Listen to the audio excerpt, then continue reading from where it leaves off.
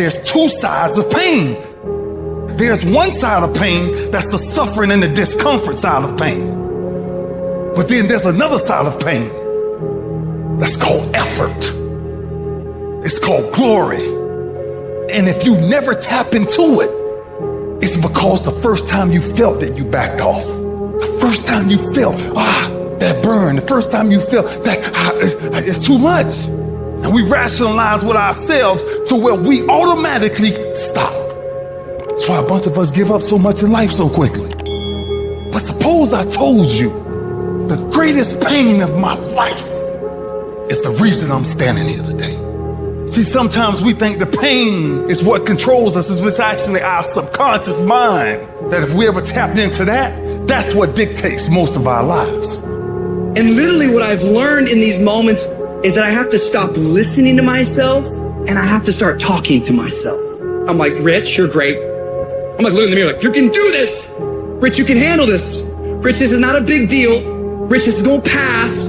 You're amazing. Rich, this too shall pass. You got to find ways to increase your sense of self-appreciation, because if you don't, you're bombarded with negative stuff every day that beats you down, and you will find yourself unconsciously engaged in self-destructive behavior. If you don't program yourself, life will program you. You got to get grounded. You got to train your mind to serve you. Just make up your mind. This is not going to control you. You have got to make a declaration that this is what you stand for. You're standing up for your dreams. You're standing up for peace of mind. You're standing up for health. You want it, and you're going to go all out to have it. It's not going to be easy. When you want to change, it's not easy. If it were in fact easy, everybody would do it. But if you're serious, you'll go all out and say, in spite of this, I'm in control here.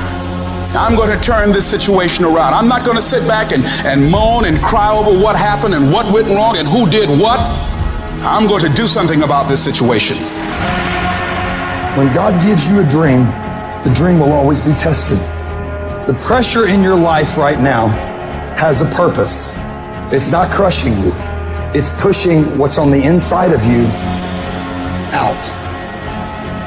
It shows you who you are. It's a dog fight. It hadn't been easy. It's a dog fight. The road hadn't been success. Like, it's just a paved road, and like E.T. go this way. It's been rough. It's been crooked. It's been hard. But I've made up in my mind that I will get a reward for the pain that I go through. I will not stop in the middle of the process. I will not be defeated. I will not be destroyed. I will take everything that happens in my life and I will allow the pain to push me to greatness. You will not break me. You will not stop me. You will not defeat me. The only way I lose is if I quit. It's going to be a dog fight. I choose to fight back. Life is rough.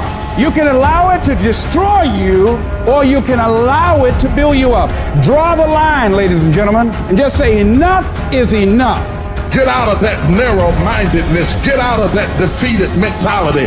Get away from that circle. Get away from those people that don't wish you any good. Get away from those people that don't want you to succeed. Get out of the tent. Get out!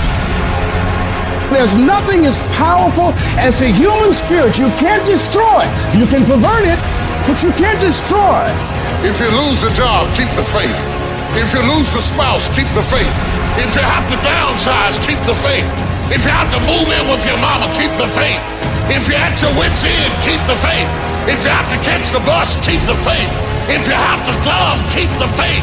If you get sick, keep the faith. If you lose your kidneys, keep the faith. If you got heart trouble, keep the faith. You might not get a new heart, but you gotta keep your faith. If you can't fly, run. If you can't run, walk. If you can't walk, crawl. But by all means, keep moving.